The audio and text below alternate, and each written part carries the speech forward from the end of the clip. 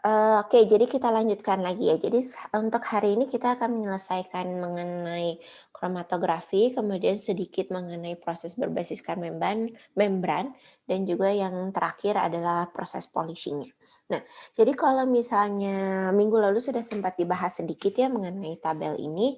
Jadi kalau misalnya di sini adalah proses-proses kromatografi yang didasarkan pada prinsip pemisahannya atau prinsip kromatografinya. Jadi misalnya ada size exclusion chromatography, itu dia menggunakan perbedaan ukuran molekul terutama. Kemudian kalau misalnya anion exchange chromatography, cation exchange chromatography itu terutama berdasarkan surface charge-nya atau berdasarkan muatan dari si enzimnya tersebut. Walaupun tentu saja perlu diingat bahwa kalau misalnya muatan itu selalu bergantung pada pH dan pI dari setiap enzim ya. Jadi itu akan berbeda-beda bergantung pada enzim spesifik tertentu. Makanya kalau misalnya untuk pemisahan suatu enzim tertentu dari suatu campuran protein, anion exchange, cation exchange sangat baik karena kita bisa memanipulasi pH-nya sesuai dengan ketentuan dari setiap enzim yang kita inginkan. Kemudian hidrophobik chromatography itu berdasarkan sifat hidrofobisitasnya. Kemudian metal affinity ini bisa untuk beberapa enzim saja, agak jarang digunakan sebenarnya. Kemudian ini kalau misalnya ternyata kromatografinya misalnya kita punya 2 buah enzim yang sifatnya sangat mirip, struktur molekulnya sangat mirip, maka terkadang berdasarkan satu sifat saja itu nggak cukup. Makanya bisa digunakan misalnya perbedaan 2 sifat seperti muatan ataupun hidrofobisitas.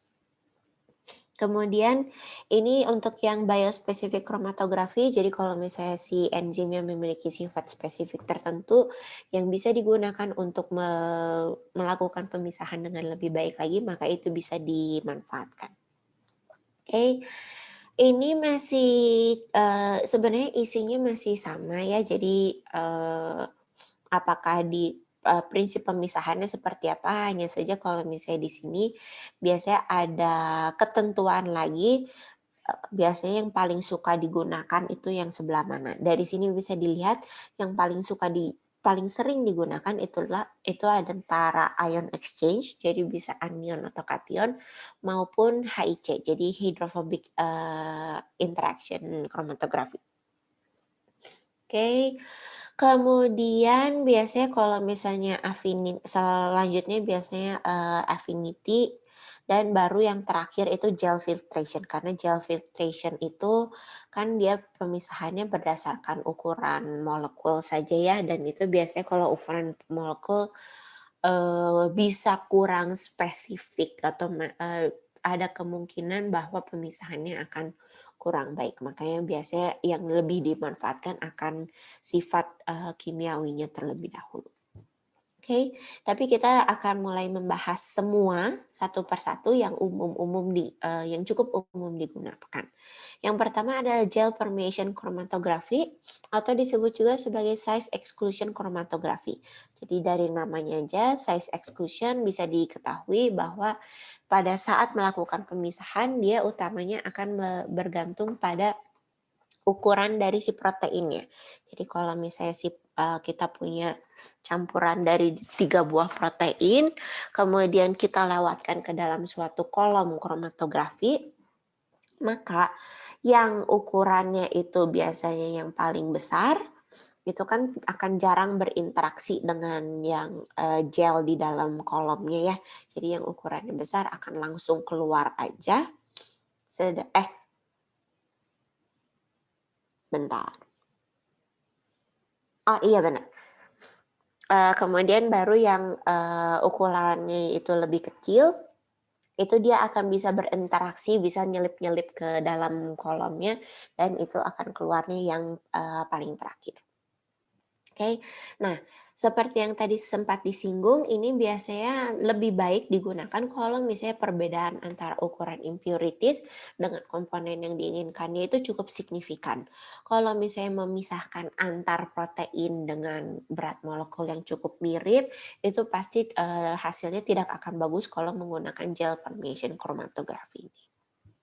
Oke, kemudian yang selanjutnya adalah ion exchange chromatography, di mana prinsip utamanya adalah adanya gaya elektrostatik reversible antara molekul zat terlarut yang memiliki muatan tertentu dengan matriks adsorben yang memiliki muatan yang berlawanan akibat adanya ikatan kovalen dengan gugus tertentu. Jadi pada dasarnya, kalau misalnya si enzimnya bermuatan negatif, maka kolomnya bermuatan positif dan sebaliknya.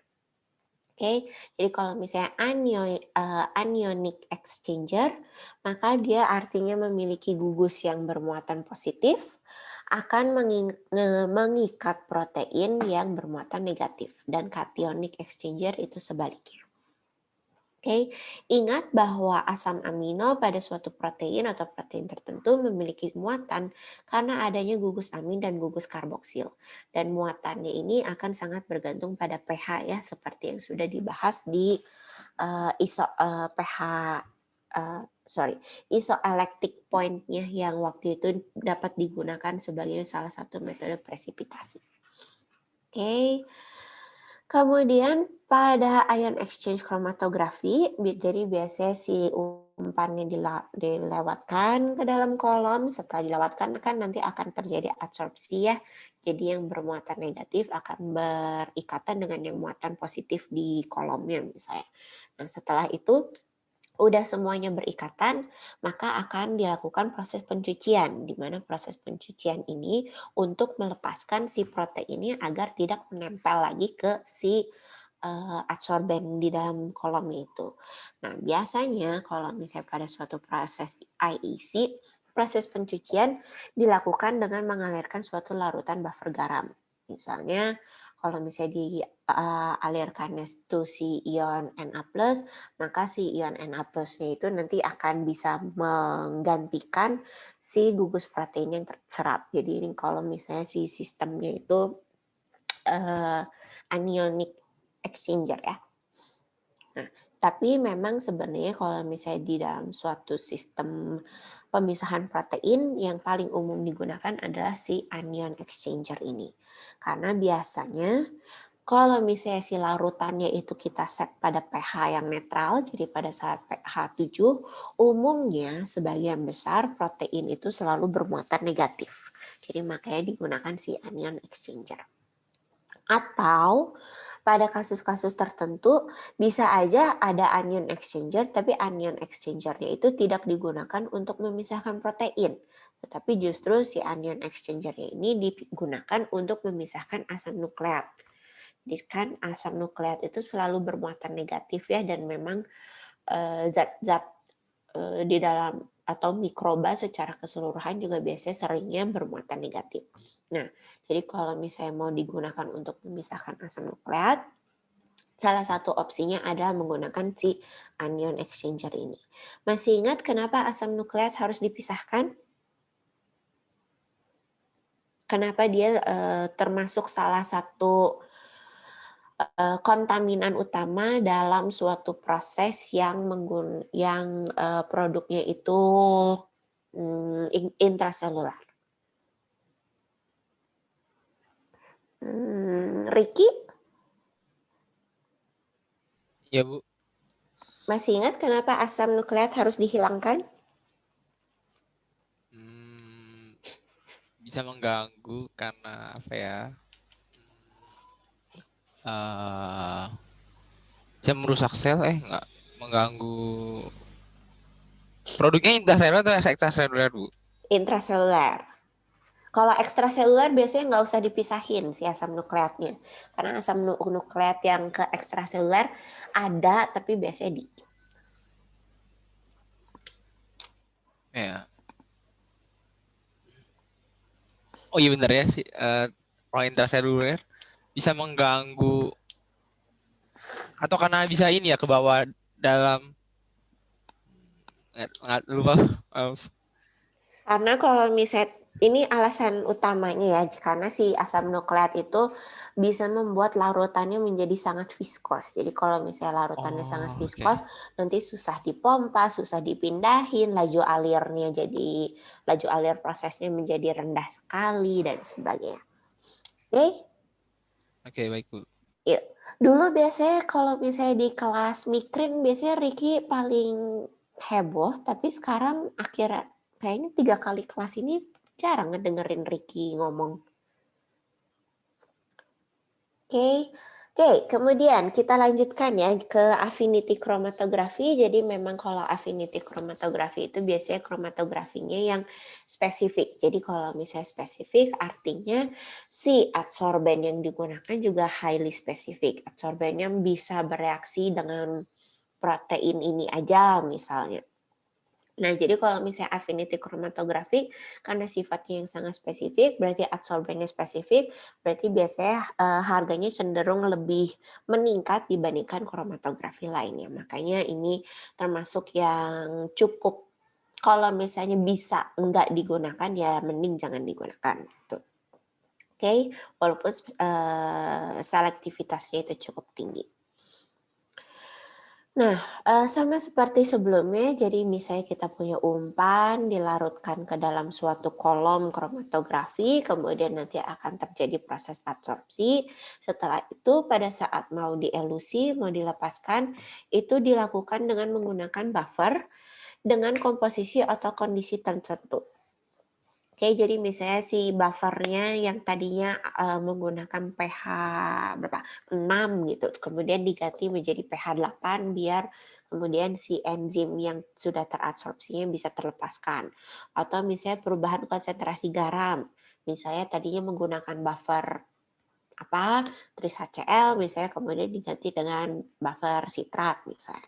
Atau misalnya bisa juga dengan menambahkan suatu zat tertentu yang kita tahu bahwa si zat tersebut tuh bisa berikatan sangat kuat sekali dengan si adsorbennya sehingga bisa mendorong enzimnya itu terlepas dari adsorbennya. Dan itu yang biasanya disebut sebagai displacer. Oke, kemudian yang hydrophobic interaction chromatography ini juga termasuk yang sangat umum digunakan dalam pemisahan protein. Dan ini biasanya bisa dimanipulasi hanya dengan mengganti si konsentrasi garamnya aja. Jadi misalnya awalnya protein itu menempel ketika konsentrasi garam tinggi dan itu akan bisa terlepas ketika konsentrasi garam di dalam larutan eluennya itu diturunkan atau diubah. Kemudian ini hydrophobic interaction chromatography didasarkan pada sifat hidrofobik dari suatu enzim dan sifat hidrofobiknya itu biasanya terjadi atau ada karena adanya sifat nonpolar pada suatu gugus samping dari suatu protein. Oke. Ini sih sebenarnya biasa aja ya, yang 2 bullet point terakhir itu seperti biasa aja. Oke, itu mengenai kromatografi. Jadi memang kromatografi itu merupakan suatu proses yang cukup umum di dalam suatu pabrik bioproses ya, tidak hanya untuk memisahkan enzim saja, tetapi biasanya untuk memisahkan metabolit-metabolit lainnya yang spesifik, misalnya seperti antibiotik gitu, itu juga cukup umum dilakukan dengan menggunakan kromatografi. Oke, ada pertanyaan terlebih dahulu?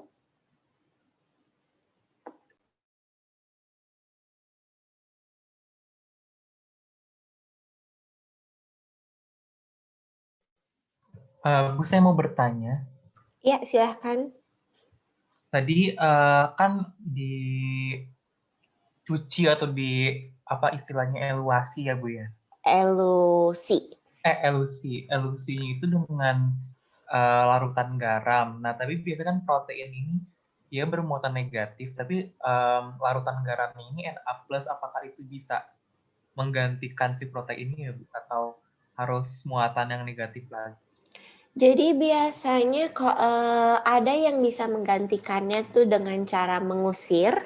Jadi misalnya si proteinnya ya, jadi kan si protein enggak, kalau misalnya dengan menggunakan larutan garam itu biasanya bukan cara mengusir seperti yang anion exchanger untuk air ya, tapi kalau misalnya ini biasanya dengan merubah si konsentrasi garam yang di dalam larutan eluennya tersebut. Makanya itu bisa melepaskan si proteinnya. Gitu. Oke? Oke, Bu. Oke, Terima ada kasih, Bu. pertanyaan lagi? Iya.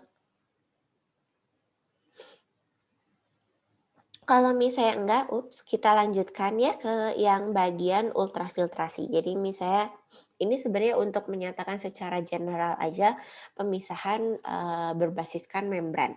Dan pemisahan yang berbasiskan membran ini enggak selalu harus di bagian paling belakang sesudah kromatografi ya sebenarnya. Jadi di beberapa proses misalnya juga bisa dilakukan di bagian awal.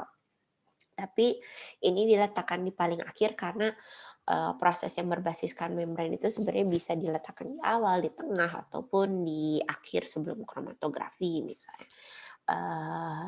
Ya, makanya diletakkan di pembahasan terakhir. Oke, jadi kalau misalnya ultrafiltrasi ataupun pemisahan dengan membran mikrofiltrasi, reverse osmosis, biasanya itu paling umum akan dilakukan setelah proses presipitasi.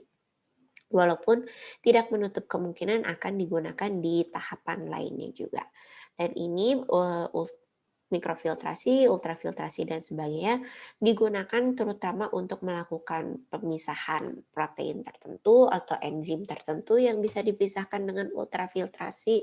Misalnya ada yang perbedaan ukurannya cukup signifikan, misalnya jadi bisa sebagian di ultrafiltrasi terlebih dahulu biar si protein gedenya tertahan, kemudian protein yang lebih kecilnya itu lolos, itu bisa seperti itu.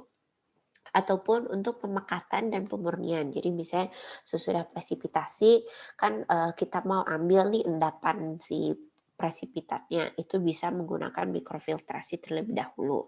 Setelah mikrofiltrasi kemudian agak diencerkan terlebih dahulu, kemudian dilewatkan ke dialisis misalnya.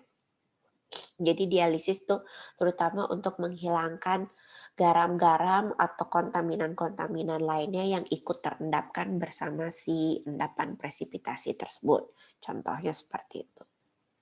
Oke, saya akan hanya menyinggung sedikit aja mengenai yang beberapa proses membrannya. Rasanya juga kan kalau misalnya kuliah pilihan yang membran itu selalu banyak yang ambil, jadi mungkin akan lebih dibahas lebih detail di situ. Tapi kalau misalnya ini cuma hanya beberapa istilah-istilah dalam proses yang berbasiskan membran. Jadi misalnya mikrofiltrasi itu fase 1 dan 2-nya sama-sama liquid dan driving force utamanya yang bisa menyebabkan si larutannya itu berpindah melewati membran itu adalah terutama adalah adanya perbedaan tekanan.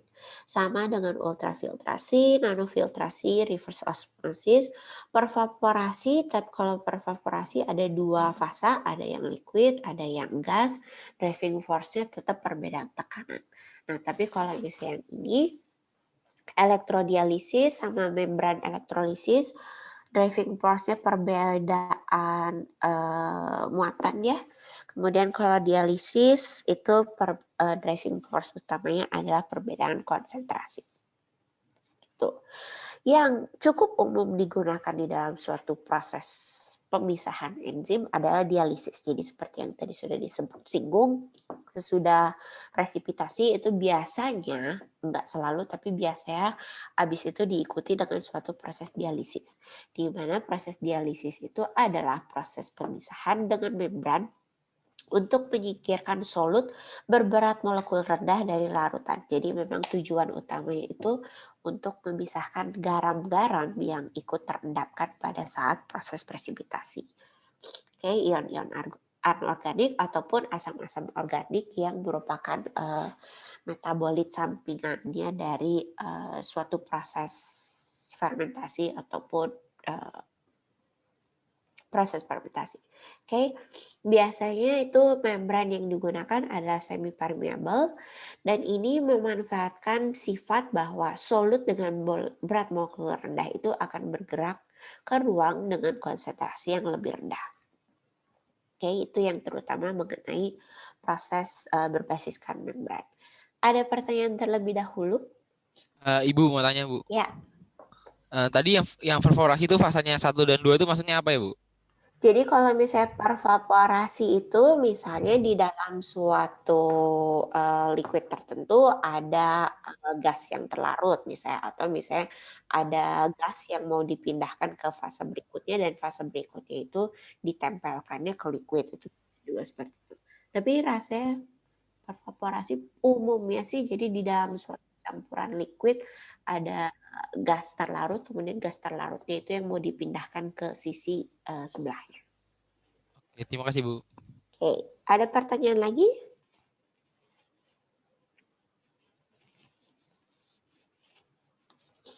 Oke, kalau misalnya enggak, kita lanjutkan ke proses terakhir, polishing.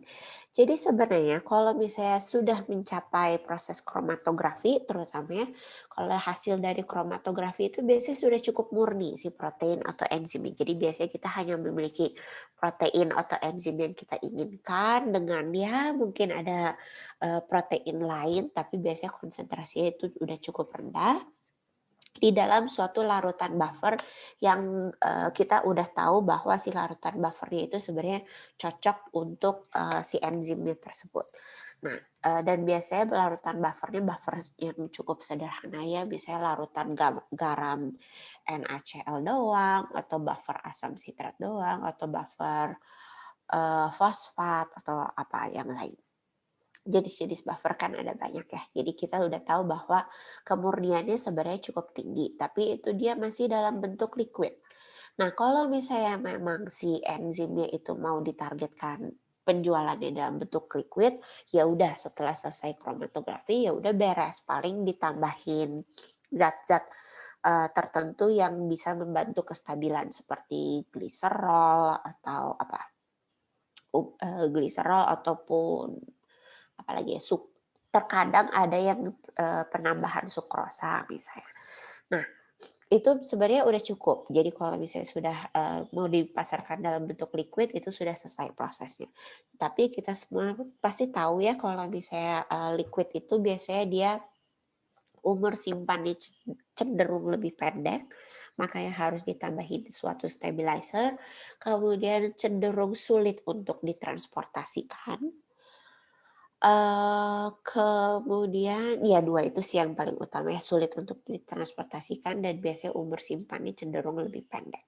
Oleh karena itu biasanya kalau dibutuhkan akan ada tahapan terakhir yaitu polishing, di mana polishing ini kita mengubah dari si enzim di dalam suatu larutan tertentu menjadi suatu bentuk enzim yang dalam bentuk padatan. Oke, polishing itu sendiri sebenarnya ada 2 ya, biasanya ada antara kristalisasi ataupun bisa juga pengeringan. Untuk yang pertama yang akan kita bahas adalah kristalisasi, di mana kristalisasi itu didefinisikan sebagai suatu bahan padat dengan susunan molekul atau atom atau ion yang tertentu dan teratur pada ketiga dimensi spasialnya. Nah, jadi kalau misalnya kalian lihat di sini, kalau yang struktur kristalin itu dia benar-benar molekulnya itu tersusun secara merata, tersusun secara rapi. Kalau misalnya kristalinitasnya kurang bagus, jadi polikristalin itu ada sebagian segmen yang kristalin, ada yang sebagian itu agak kurang rapi, agak terpecah. Ataupun kalau misalnya amorfos itu benar-benar berantakan. Jadi si molekulnya itu tidak tersusun secara rapi.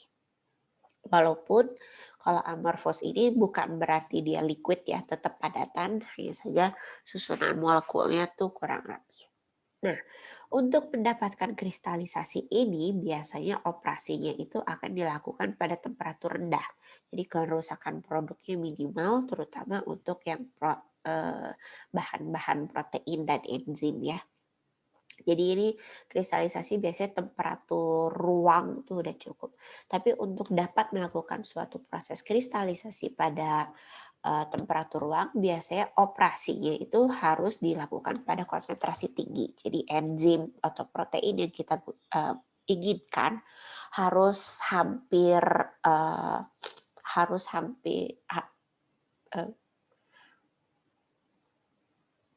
sorry, tiba-tiba lupa. harus pekat. Nah itu dia, ya ampun cuma ngomong gitu aja sampai susah. Oke, iya jadi harus pekat. Jadi si solvennya itu biasanya harus dikurangi terlebih dahulu. Pengurangan solvennya ada yang biasanya dengan vakum ya, dengan sedikit pemanasan dengan vakum. Jadi si peningkatan temperaturnya kan cuma dikit, tapi si larutannya itu bisa terpindahkan lumayan banyak. Setelah itu kalau misalnya sudah pekat, baru temperaturnya diturunkan, ditambahin seeding utamanya biasanya. Jadi seeding itu adalah produk yang udah jadi, ya produk yang udah jadi, kemudian memang jadi udah bentuk padatan, sengaja ditambahkan ke dalam suatu umpan dari proses kristalisasi. Jadi itu untuk membantu pembentukan kristal pertama gitu. Oke, walaupun terkadang biasanya si seed kristalnya itu enggak selalu berupa produk yang udah jadi, tetapi sering kalinya sih itu karena biar kemurniannya itu tetap tinggi. Gitu.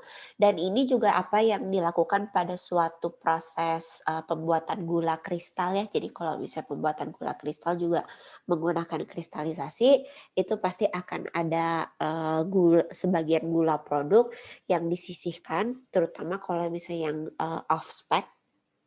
Misalnya kristalnya terlalu kecil, itu selalu disimpan dan itu yang digunakan sebagai seeding dari suatu proses kristalisasi. Nah, kenapa proses kristalisasi itu sebenarnya menguntungkan? Karena dia akan dapat membentuk suatu partikel padat dari suatu cairan homogen dengan ukuran dan bentuk tertentu, dan yang terutama adalah kemurnian kristal yang diperolehnya itu biasanya sangat tinggi. Karena dia kan sangat spesifik terhadap suatu spesies tertentu. Setelah didapatkan si kristalnya itu biasanya masih didapatkan kristal basah karena dia berada di dalam suatu larutan, maka difiltrasi si kristal basahnya kemudian dikeringkan. Tapi pengeringannya biasanya menggunakan vakum shelf aja tuh udah cukup. Jadi pengeringannya cukup sederhana. Kemudian dapat memperbaiki penampilan produk. Jadi kalau misalnya bentuk kristal kan biasanya lebih cantik ya dibandingkan yang bentuk powder biasa. Jadi itu bisa membantu tingkat penerimaan konsumen. Jadi konsumennya merasa ini produknya lebih cantik, kesannya itu murni dan sebagainya. Kemudian pengemasan dan penyimpanan pada kondisi kristal ataupun kondisi padatan tentu saja lebih mudah dibandingkan kalau misalnya dalam bentuk larutan. Oke, nah untuk melakukan suatu proses kristalisasi itu akan sangat bergantung pada produk yang diinginkannya, konsentrasinya itu berapa seperti yang ditunjukkan di sumbu Y di sini, dan juga akan bergantung pada konsentrasi larutan yang digunakan. Itu dinyatakan pada sumbu X seperti ini. Jadi untuk melakukan suatu proses kristalisasi, kita harus mendorong biar kalau misalnya dia si produknya itu pada konsentrasi tertentu, misalnya di titik sini, kita mau mendorong biar si konsentrasi larutannya itu cukup pekat, jadi kandungan airnya dikit. Dan itu makanya kenapa biasanya sebelum proses kristalisasi selalu ada proses penguapan dari si larutannya itu. Jadi didorong biar memasuki region labil ini. Okay, jadi larutan harus berada pada kondisi supersaturated dan memasuki labil region sehingga kristalisasi itu dapat terjadi. Lihat di sini, ini adalah tempat terjadi kristalisasi, nukleasi. Nukleasi itu pembentukan si kristal pertama itu, kemudian growth itu artinya pembesaran ukuran kristal. Jadi si kristalnya itu akan terus terbentuk di sekitar si inti kristal yang pertama terbentuk itu. Oke, setelah itu kan nanti yang soluble-nya, konsentrasi produk soluble-nya itu akan turun dan ukuran kristalnya akan membesar sampai akhirnya mencapai suatu titik yang di sini, di mana di sini itu stable region. Jadi stable region itu artinya tidak akan terjadi kristalisasi lagi. Sudah tidak bisa didorong untuk melakukan kristalisasi lagi. Dan ini yang menjadi dasar terbentuknya molase ya. Jadi kalau misalnya molase itu kan si kristal gulanya si gulanya dilakukan kristalisasi sampai mencapai suatu region ini di mana gulanya itu sudah tidak bisa dikristalisasi lagi. Dan makanya si sisanya itu yang menjadi molase. Itu kurang lebih untuk membantu bayangan dia aja. Oke, nah tapi proses kristalisasi itu harus juga dilakukan secara hati-hati karena kalau misalnya ternyata kalian larutannya itu terlalu super saturated atau misalnya konsentrasi itu tidak cocok, maka mungkin aja akan memasuki tahapan amorphous precipitation. Jadi sebenarnya precipitation sama kristalisasi itu prinsipnya agak mirip, terutama untuk suatu proses yang dimana enzim yang mau diambil. Hanya saja kalau kristalisasi itu biasanya prosesnya lebih perlahan, lebih di kontrolnya itu lebih spesifik. Karena kalau misalnya enggak, itu nanti malahan yang terbentuknya bukan kristal tapi suatu struktur yang amorfos. Nah, kesulitannya, kondisi optimum dari suatu kristalisasi itu jarang sekali bisa ditentukan dari suatu persamaan termodinamika atau kelarutan atau gimana. Dan kondisi optimum kristalisasi itu biasanya selalu ditentukan dari suatu hasil eksperimen. Jadi hasil empiris baru dibikin si region-regionnya seperti ini, baru kita tahu oke, berarti kalau misalnya mau presipitasi kondisinya harus seperti apa dan sebagainya. Nah, tadi ya saya sempat menyinggung bahwa umumnya itu ditambahkan suatu kristal seed atau seeding. Kalau misalnya ada penambahan seeding, maka si prosesnya itu nggak usah dibawa sampai ke labil region ini. Cukup di metastable region, jadi akan berlangsung dengan lebih cepat. Kemudian tinggal dibiarkan untuk tumbuh, biar kristalnya tumbuh di metastable region growth ini. Keuntungannya itu prosesnya jadi lebih cepat, kebutuhan energinya lebih sedikit. Terus ya utamanya sih itu ya. Dan ini yang paling umum dilakukan di dalam suatu proses pabrik. Untuk kristalisasi protein secara spesifik, keuntungannya adalah dapat mengurangi atau bahkan menghilangkan tahapan kromatografi yang mahal. Jadi misalnya udah punya dengan kemurnian yang cukup tinggi, misalnya 80%, dengan proses kristalisasi itu bisa membantu untuk mencapai kemurnian 90%. Kristalisasi juga merupakan suatu proses yang sebenarnya cukup murah, hanya saja dia butuh kontrol yang spesifik.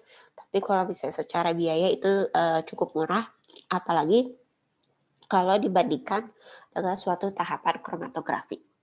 Oke, nah kemudian kristal protein atau kristal enzim dapat disimpan pada waktu yang cukup lama pada temperatur rendah tanpa memerlukan penggunaan stabilizer seperti amonium sulfat, gliserol, ataupun sukrosa.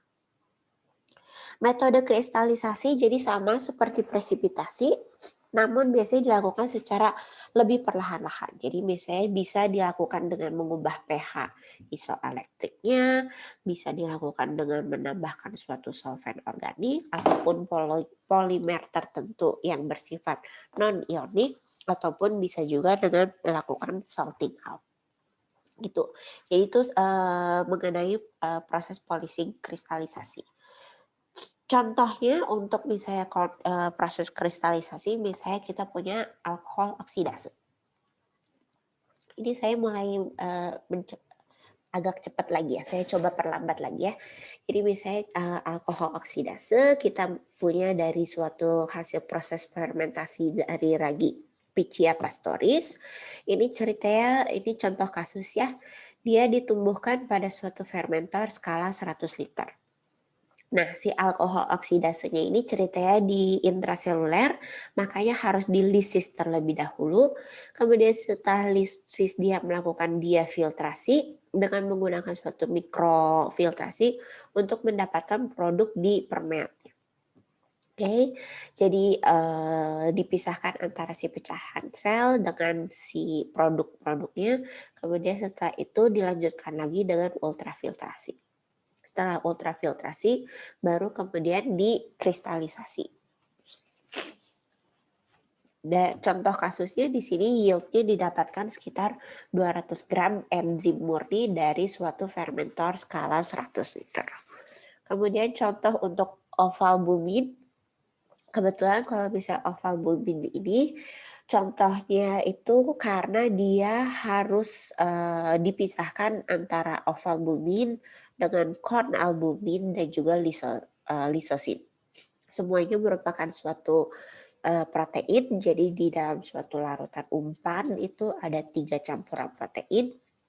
Oleh karena itu, kalau misalnya mau spesifik si ovalbumin aja yang didapatkan, itu kristalisasi dapat digunakan sebagai proses polishing dan juga proses pemurniannya. Jadi ditambahkan suatu kristalsit pada suatu konsentrasi larutan supersaturasi, supersaturasinya si ovalbuminnya ya. Jadi karena dia ada 3 campuran, mesti dicek kondisi supersaturasinya itu untuk ovalbumin. Dan ini ceritanya dilakukan dengan penambahan suatu larutan amonium sulfat. Dan kondisinya dijaga pada suatu metastable region dari si ovalbumin. Metastable regionnya jadi kan sudah ditambahkan kristal, dijaga di kondisi metastable, jadi biar tinggal melangsungkan si proses kristalisasi dari si ovalbuminnya aja. Oke, contoh lainnya lagi, misalnya lipase. Ini lipasenya yang khusus dihasilkan oleh suatu fungi. Itu bisa dikristalkan dengan melakukan penurunan pH secara perlahan-lahan dengan menggunakan suatu asam format. Jadi contoh prosesnya ada funginya itu fungal lipase kan biasanya dia ekstraseluler ya. Jadi si selnya aja yang dihilangkan, kemudian si larutan supernatannya itu dapat dikonsentrasikan dengan menggunakan ultrafiltrasi, kemudian dia filtrasi untuk menghilangkan si garam-garamnya, jadi untuk menurunkan konduktivitasnya, baru kemudian dilakukan proses kristalisasi. Gitu kira-kira. Ada pertanyaan terlebih dahulu? Bu mau bertanya. Iya, silahkan. Yang grafik di slide 78. Ini? Ya, itu tuh yang sumbu X. Oops, sorry. Kemana sih? Ya, ini, sorry. Sumbu X kan reagent concentration. Itu tuh apa ini? Konsentrasi larutannya. Jadi kan biasanya larutannya nggak mungkin air murni ya. Jadi biasanya sebenarnya ini menyatakan jumlah air yang dihilangkan. Jadi bagaimana si interaksi antara si produknya, si produk yang diinginkan dengan suatu garam atau reagen apa yang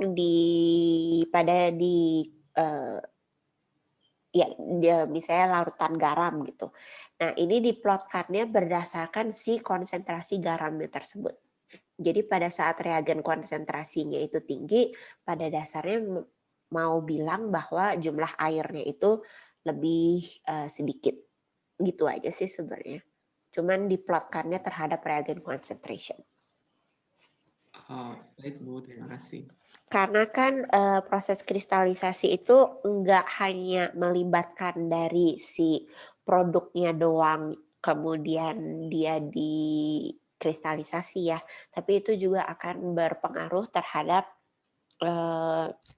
interaksi antara si produk dengan suatu zat yang digunakan sebagai larutannya, zat reagen di larutannya gitu. Oke, makanya balik lagi ya ke contoh gula atau molase. Yang salah satu yang menyebabkan si gula itu tidak bisa terendapkan lebih lanjut walaupun si airnya itu udah dihilangkan, bukan terendapkan, sorry, terkristalisasi lebih lanjut walaupun airnya itu udah dihilangkan, itu adalah karena si sukrosanya itu masih ada interaksi dengan garam-garam yang ada di larutannya tersebut. Kan jadi ataupun dengan protein-protein lainnya ataupun dengan apa. Makanya molase itu kan walaupun dia mengandung sukrosa tapi dia juga masih mengandung ash, mengandung protein lain, mengandung garam-garam dan sebagainya. Dan itu yang menghambat suatu proses kristalisasi dapat berlangsung lebih jauh lagi. Oke, ada pertanyaan lagi?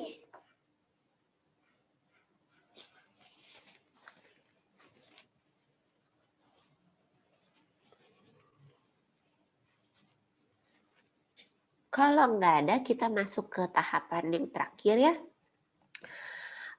Mengenai pengeringan. Jadi kalau biasanya untuk membuat produknya menjadi suatu padatan bisa kristalisasi yang tadi ataupun pengeringan. Jadi kalau bisa pengeringan, kalian bisa bayangkan itu tidak akan ada proses isolasi lebih lanjut lagi. Jadi benar-benar hanya untuk menghilangkan kadar airnya aja atau menghilangkan kadar pelarutnya. Kalau misalnya pelarutnya itu digunakan air dengan garam, dengan suatu garam tertentu, maka akan ada kemungkinan bahwa si garamnya itu akan ikut kering dan ikut menjadi produk, ikut sebagai pencemar dalam suatu produk enzimnya tersebut. Oke. Nah, fungsi pengeringan, jadi itu untuk membantu kestabilan produk sebelum formulasi. Jadi misalnya untuk suatu tablet pharmaceutical itu kan biasanya untuk mencetak suatu tablet obat itu biasanya semua produk yang dibutuhkan itu sudah tersedia dalam bentuk powder. Jadi ada zat aktifnya, ada zat pengisinya, ada stabilizer atau apa dan sebagainya. Itu semua udah dalam bentuk kering. Kemudian itu semua dicampur, dilakukan dry mixing, baru kemudian dicetak menjadi suatu tablet. Oke, itu makanya kenapa sih produk aktifnya itu harus dalam bentuk kering. Ya. Kemudian menjaga aktivitas produk biasanya seperti tadi, dan terkadang itu kalau misalnya bisa akan untuk memperoleh kembali si pelarutnya. Misalnya pelarutnya harganya cukup mahal atau bisa di-recover dengan baik, ya berarti si pelarutnya itu bisa diambil kembali kemudian digunakan kembali. Walaupun ini agak bisa terjadi tapi agak jarang terjadi. Oke, nah informasi yang harus diperhatikan itu adalah kandungan air dalam suatu produk. Kalau misalnya kalian cek gula ataupun beras ya, itu tuh sebenarnya kandungan itu tuh sebenarnya masih mengandung kandungan air sekitar 5-10%. Jadi bisa dibayangkan kandungan air 5-10% itu bentuknya kira-kira seperti itu ya. Jadi nanti kalau misalnya kalian rancang pabrik, jangan sampai kalian ngeset kandungan air dalam produknya itu 0%, karena itu sangat jarang terjadi. Biasanya itu sekitar 5-10% itu bentuknya udah kering kayak beras ataupun kayak gula. Kemudian kecepatan penguapan air, dan yang penting lagi adalah seberapa mudah atau cepat produk tersebut bisa berubah atau rusak. Karena ingat, biasanya untuk suatu produk protein itu umumnya termolabil. Jadi kalau misalnya menggunakan suatu proses pengeringan itu sangat terbatas range temperatur kerjanya. Oke, nah proses pengeringan juga akan bergantung pada si kandungan airnya, di mana kandungan airnya itu biasa akan ada 2 jenis, ada air bebas dan juga air terikat. Kalau misalnya air bebas, berarti dia terdapat pada ruang antar sel atau di antara protein dan juga di dalam larutannya itu sendiri. Sifat air bebas ini akan sama dengan air pada umumnya. Jadi dia memiliki densitas air, viskositas, kapasitas panas air, dan sebagainya. Nah, air bebas ini yang dapat mengalir dalam suatu materi padat dan dapat ditarik ke permukaan padat melalui gaya kapilaritas.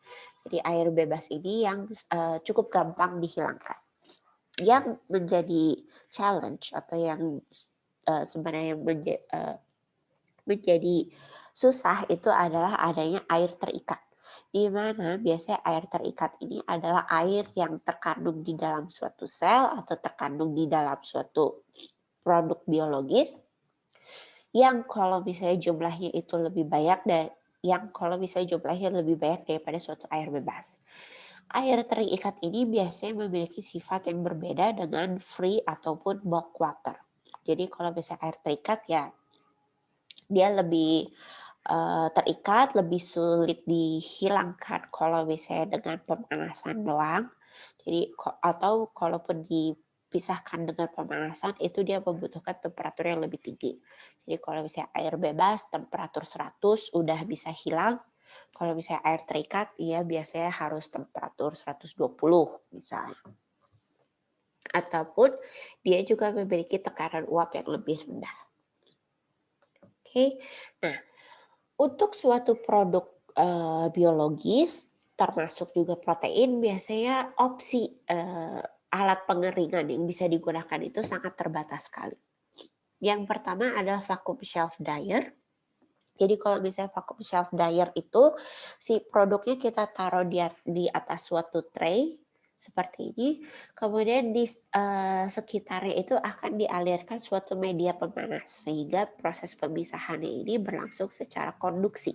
Jadi si medium pemanasnya itu akan memanaskan si tray. Pada saat memanaskan tray maka si airnya itu akan bisa didorong untuk lepas dari si produk yang kita inginkan.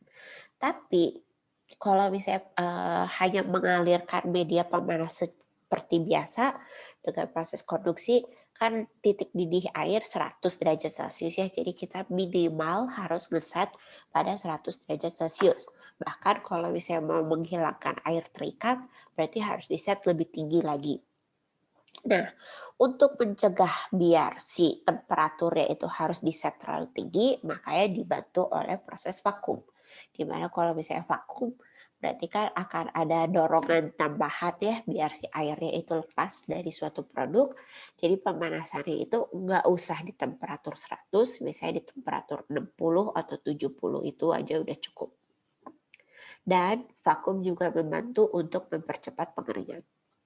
Tapi memang kalau misalnya untuk proses yang berbasiskan enzim, terutama kalau misalnya enzimnya sensitif, itu agak jarang menggunakan vacuum shelf dryer ini. Paling seringnya akan menggunakan freeze dryer ataupun mentok-mentok spray dryer.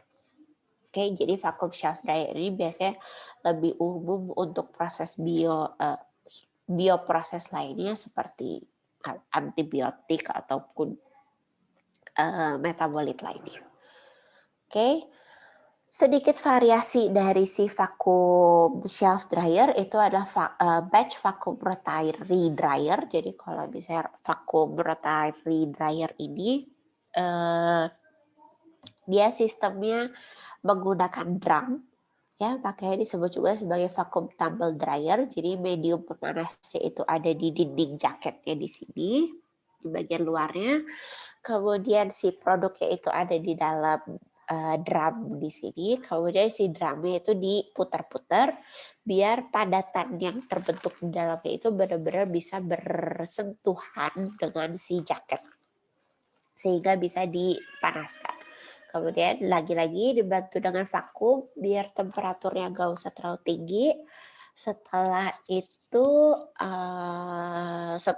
selesai, misalnya sudah sampai waktu pemanasan tertentu, maka baru ini di stop, kemudian produknya dikeluarkan. Makanya dia sistemnya batch. Ini juga ya sebenarnya vacuum shelf dryer juga sifatnya batch, tapi kalau misalnya kalian setting punya beberapa alat dengan waktu kerja yang berbeda-beda, itu bisa dianggap sebagai kontinu. Tapi sorry, biasanya kan proses pengeringan di paling akhir ya. Jadi apakah dia continue beneran ataupun agak mendekati batch itu nggak terlalu pengaruh gimana. Oke, kemudian yang paling umum digunakan di dalam suatu proses polishing dari suatu protein atau enzim adalah si freeze dryer ini. Jadi dari namanya sendiri itu ada proses freezing, kemudian ada proses drying. Jadi untuk melakukan suatu proses freeze dryer, pertama-tama si produknya itu didinginkan hingga dia mencapai temperatur solidification atau dia hingga mencapai temperatur di mana dia itu berupa padatan. Oke, jadi seperti ini diturunkan misalnya sampai temperatur minus 40 derajat Celcius. Kemudian dibiarkan terlebih dahulu biar benar-benar semuanya beku. Setelah itu akan ada penurunan tekanan di sini. Masuk ke sini. Penurunan tekanan sehingga si air yang tidak terikatnya itu akan langsung tersublimasi. Langsung berubah menjadi uap air. Oke, ya, jadi temperaturnya itu dinaikkan secara perlahan biar terjadi sublimasi. Kemudian sebentar, ini saya produk temperatur. Ya, jadi temperaturnya dinaikkan seperti ini. Setelah terjadi sublimasi itu baru nanti si tekanan prosesnya itu diturunkan lebih jauh lagi biar si biar si air yang terikatnya itu tersublimasi lagi. Jadi si produk temperaturnya sampai hanya mencapai kurang lebih 40 derajat Celcius aja itu udah maksimum. Jadi itu merupakan kelebihan dari freeze dryer, dia temperatur produknya itu hanya mencapai 40 derajat Celcius aja. Dan itu kan cukup, sebagian besar protein itu bisa masih bisa bertahan pada temperatur 40 derajat Celcius. Nah, tapi kalau misalnya kalian lihat dari sininya, si penurunan tekanannya kan lumayan signifikan ya, makanya sebenarnya proses freeze dryer ini merupakan suatu proses yang sangat energi ekstensif karena dia harus menurunkan temperaturnya terlebih dahulu. Setelah diturunkan, kemudian dinaikkan lagi temperaturnya. Jadi akan membutuhkan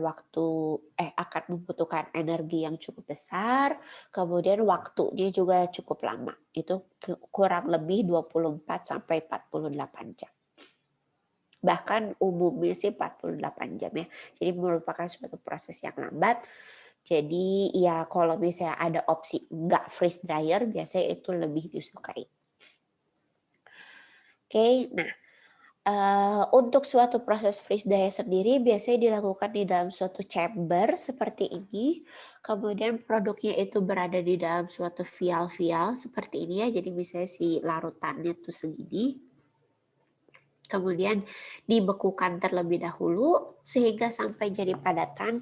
Setelah udah padatan baru kemudian dinaikkan temperaturnya secara perlahan-lahan sehingga bisa terlihat bahwa ada region yang udah kering, yang ini dry solids, dan juga ada region yang masih basah. Oke, jadi nanti makin lama itu si dry solidnya itu akan semakin banyak hingga akhirnya semua itu sudah kering. Ketika semuanya udah kering, baru nanti ada si hydraulic pistonnya ini yang akan menutup biar si freeze dry stoppernya itu tertutup secara sempurna. Baru didapatkan suatu padatan kering di dalam di dalam file-file yang ada di tray-tray tersebut. Oke, ada satu lagi yang harus dibilangin ini. Jadi kalau misalnya yang freeze dryer itu dia juga sistemnya menggunakan proses konduksi ya. Jadi si vialnya itu ditaruh di atas suatu metal tray yang ditaruh di dalam di atas si shelf-shelfnya. Kemudian di shelf-shelfnya itulah akan dialirkan si larutan pendingin ataupun si larutan pemanasnya tersebut. Oke. Itu kira-kira mengenai yang freeze dryer. Kemudian salah satu yang terakhir adalah spray dryer, di mana kalau misalnya spray dryer ini dia melakukan perubahan dari suatu umpan larutan menjadi partikulat kering dengan menyemprotkan umpan ke udara panas. Jadi dari sebelah sini ya, kita punya kontainer yang si umpannya, kemudian dia akan dilewatkan pada suatu atomizer, di mana si atomizernya itu akan mengubah si larutan menjadi spray-spray atau apa ya, tetesan-tetesan larutan gitu. Setelah itu di sininya itu sendiri akan ada udara panas yang dialirkan ke dalam chambernya tersebut. Jadi nanti keduanya dialirkan dari atas secara concurrent. Pada saat si spraynya atau tetesan-tetesan larutannya itu turun, dia akan mengalami proses pengeringan sehingga yang didapatkan di bawah itu akan berupa si produk keringnya aja. Jadi produk keringnya nanti tinggal dikeluarkan, kemudian bisa ditampung. Itu adalah prinsip dari suatu spray dryer. Jadi bisa ditebak bahwa dia akan terdiri dari 3 proses berbeda. Ada atomisasinya terlebih dahulu, kemudian akan ada pencampuran dari si gas dengan si tetesannya, udara dengan tetesan larutan, dan juga pengeringan dari si dropletnya tersebut. Nah, biasanya si udaranya itu dimasukkan pada temperatur kurang lebih 150 sampai 250 derajat Celcius. Paling minimum itu 150 derajat Celcius. Jadi bisa dibayangkan udah masih larutannya itu dibikin jadi spray, jadi kecil-kecil banget, kemudian temperatur udaranya itu sangat tinggi, jadi proses pengeringan ini bisa berlangsung sangat cepat, bisa berlangsung dalam skala detik aja. Namun, walaupun temperatur udaranya itu di set 150 derajat Celcius, si temperatur produk tuh tidak akan mencapai 150 derajat Celcius.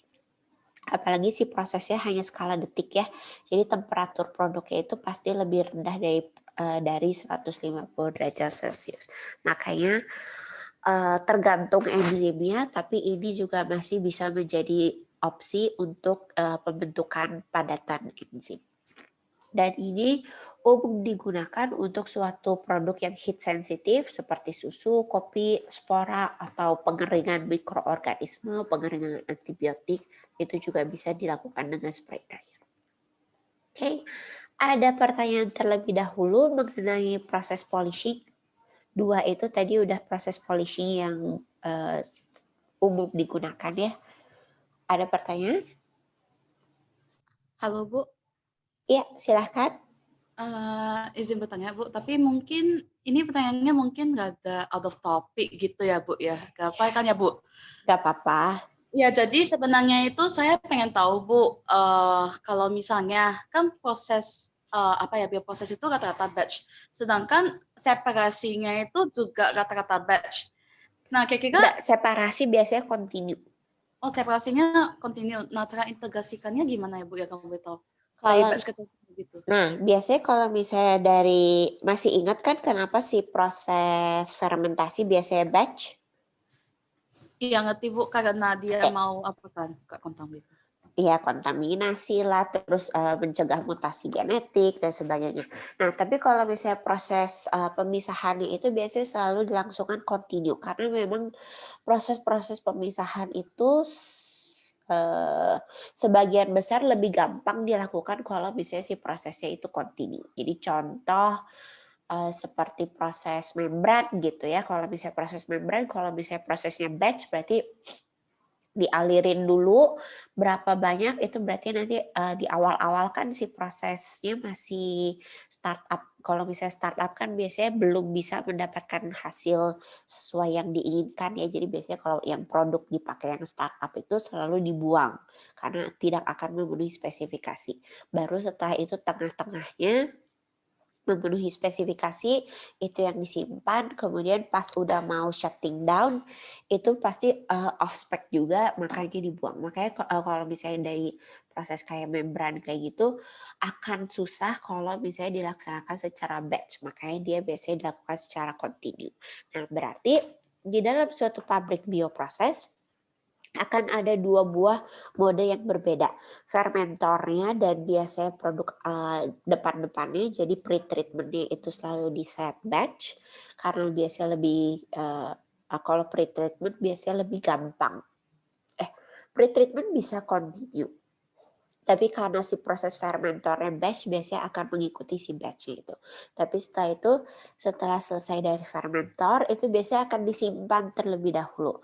Apakah disimpan di dalam fermentornya atau misalnya punya tangki khusus untuk penyimpanan, itu tergantung dari proses pabriknya. Tapi setelah itu baru kemudian dialirkan keluar dari fermentornya itu pelan-pelan. Jadi pelan-pelan biar kurang lebih akan mengikuti kecepatan dari suatu proses yang kontinu.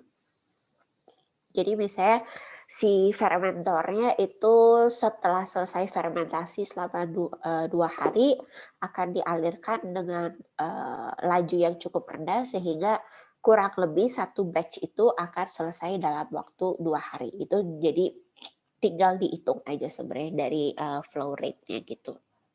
Nah, dan juga biasanya kalau misalnya kalian mau menghemat gitu ya, disimpan di fermentor. Berarti kan fermentornya akan tidak bisa digunakan lagi selama proses hilirnya, proses separasi yang di bawah-bawahnya itu belum selesai. Jadi apa yang biasanya dilakukan adalah biasanya kalian punya fermentornya itu nggak cuma satu set. Jadi misalnya satu set itu perlu 3 fermentor gitu. Kalian pasti punyanya tuh total nggak 3 fermentor. Paling minimum kalian punyanya 6 fermentor.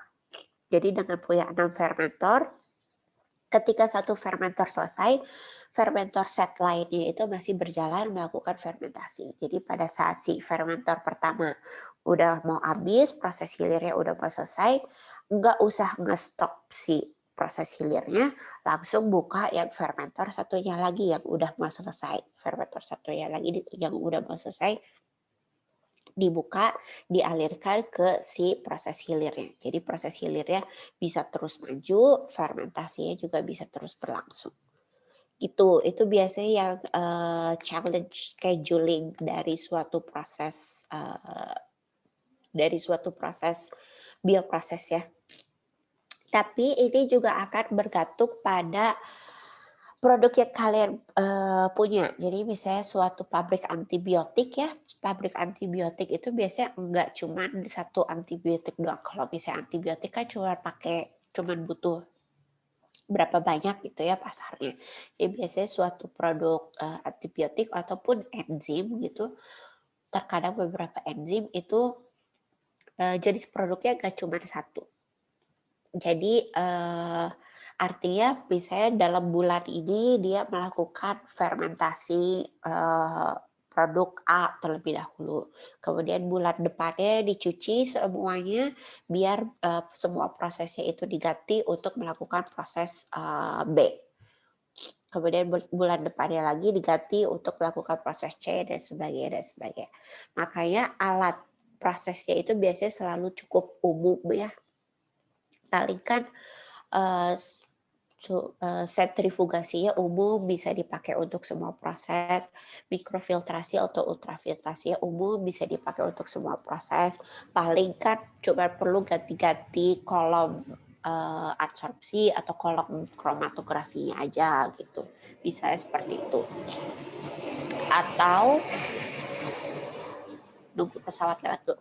Atau misalnya bahkan nggak usah ngeganti kolom kromatografinya. Kalau misalnya si prosesnya itu bisa bekerja dengan menggunakan anion exchanger atau misalnya hydrophobic interaction chromatography, itu kan nggak perlu diganti ya, bisa bisa melakukan sedikit proses manipulasi.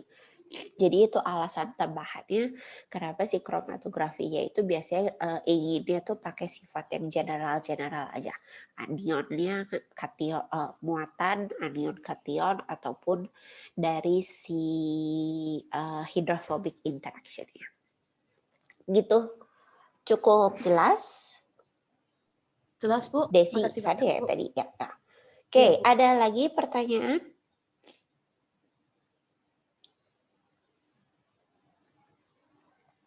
Oke, kalau nggak ada, ini saya punya beberapa contoh dari proses pemisahan enzim, pemurnian enzim ya. Kebetulan contohnya itu nemunya yang agak aneh-aneh, seperti misalnya RNA polimerase dari suatu E. coli. Nah, dalam melakukan suatu proses pemurnian atau pemisahan RNA polimerase dari E. coli ini dimulai dari suatu sel Escherichia coli yang sudah menghasilkan RNA polimerase secara intraseluler. Untuk membantu penghancuran selnya, maka dibekukan terlebih dahulu, kemudian dihancurkan dengan menggunakan ball mill, dan juga dilakukan penambahan deoksiribonuklease. Deoksiribonuklease itu untuk menghancurkan si asam nukleatnya, biar larutannya nggak terlalu viskos. Setelah itu didapatkan ekstraknya, disentrifugasi terlebih dahulu untuk menghilangkan si pecahan selnya. Jadi disentrifugasi 100.000 G, ini G itu satuan identik dengan gravitasi ya.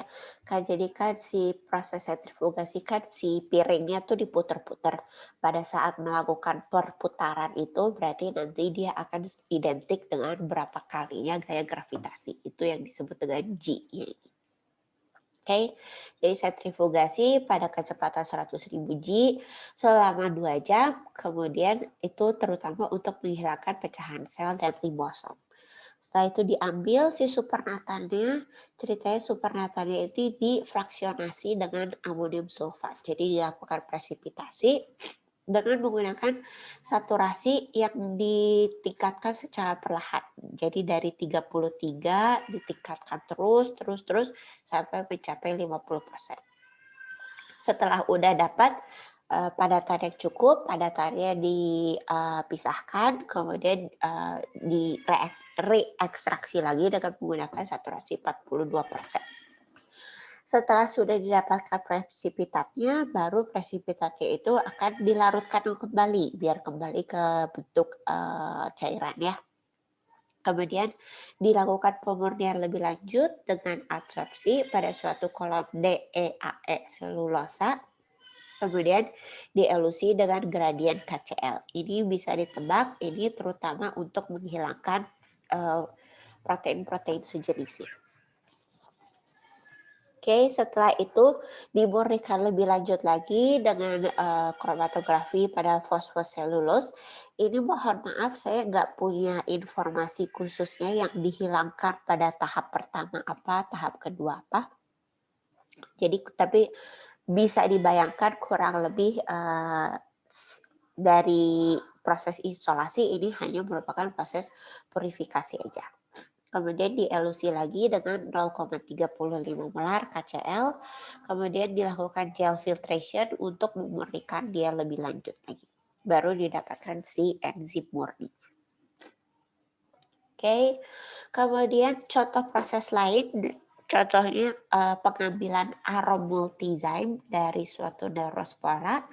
Jadi ini sel, kita punya selnya terlebih dahulu, kemudian diekstraksi terlebih dahulu si enzimnya itu dengan menggunakan buffer. Setelah diekstraksi, dipisahkan si selnya, kemudian penambahan KCl ini kayak sebagai stabilizer aja. Kemudian punya supernatannya, diabsorpsi pada DEAE selulosa, kemudian dielusi. Setelah itu dilakukan penambahan benzamidin dan juga dilakukan fraksionasi sehingga didapatkan produk protein yang lebih murni. Kemudian lagi diabsorpsi lagi kemudian dielusi, dan baru kemudian diabsorpsi pada blue dextrancephalus.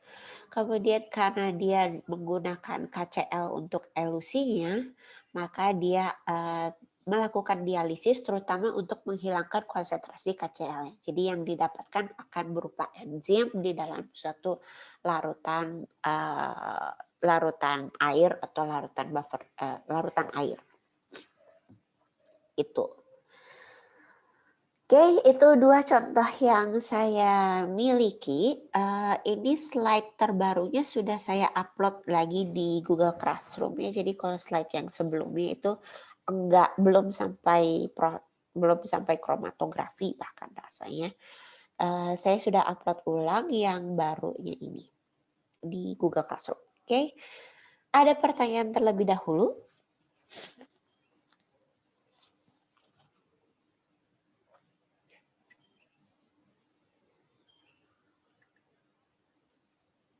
Kalau misalnya tidak ada pertanyaan, kita masih punya waktu sedikit ya.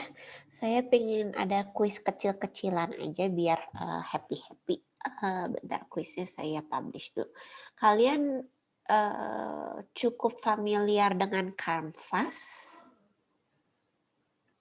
Rasanya sih udah pernah pakai Canvas kan ya? Siapa namanya? Oke.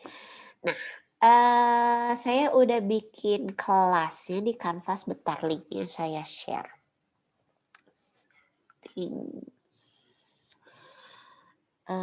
Linknya akan saya share di kolom chat Zoom. Ini di stop dulu nih.